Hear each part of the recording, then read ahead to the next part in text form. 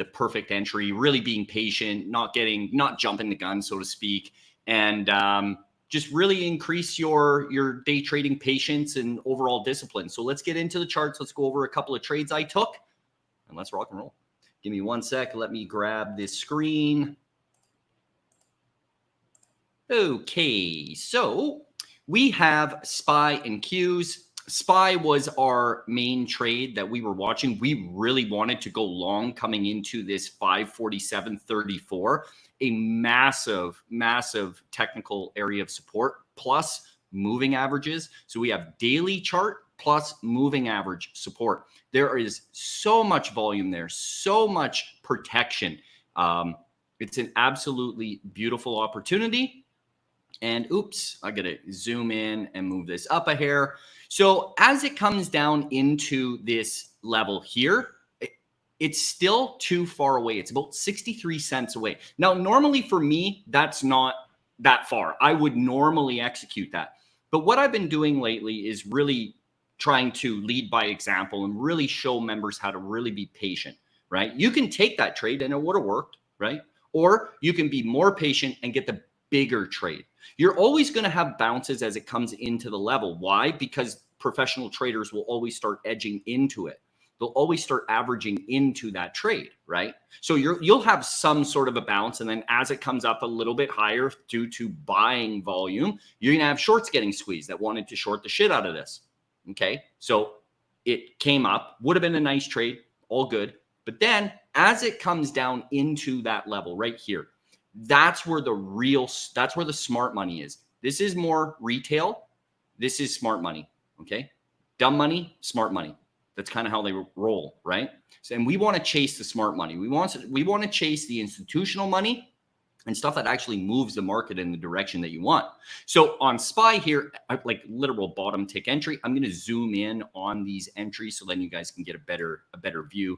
And you can see right dead nuts, bottom tick entry. Members did the exact same thing, very patient on that, absolutely beautiful, nailed that entry, and then just walked it up. As soon as it hit my target here, back into morning highs, that's where I paid myself. So a professional trader will always trade to targets. They don't just necessarily just let some run. You can do that, but there's always another opportunity for an entry. And I did say that there would be an entry and a remount right about here, which it did, but I didn't care because I locked in $3,900 on that trade, plus on Qs, and we'll go over that right now, just a little bit under $9,000 on that trade. So overall, that's all I need on the day. It's more than enough.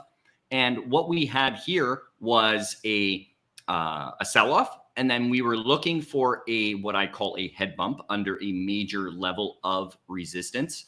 So it comes up and then it squeezed out, and that's fine. The reason why I wasn't panicking and I ended up adding into that, you can see, started in, right? Those are my initial entries, and then just waited for it to squeeze because it wanted to pop through, added into that squeeze. Why? Because SPY was hitting a technical level of resistance as well, and Qs had the 9 EMA. So it wasn't just the previous close, or sorry, the that technical level of resistance right here, right? So what we had was a dual layer. It's protected. And I will always add into that protection, right? Some people might look at that and it's like, oh, you're adding into a losing trade. It's like, shh, zip it. You don't know what the fuck you're talking about. Quiet. Just learn.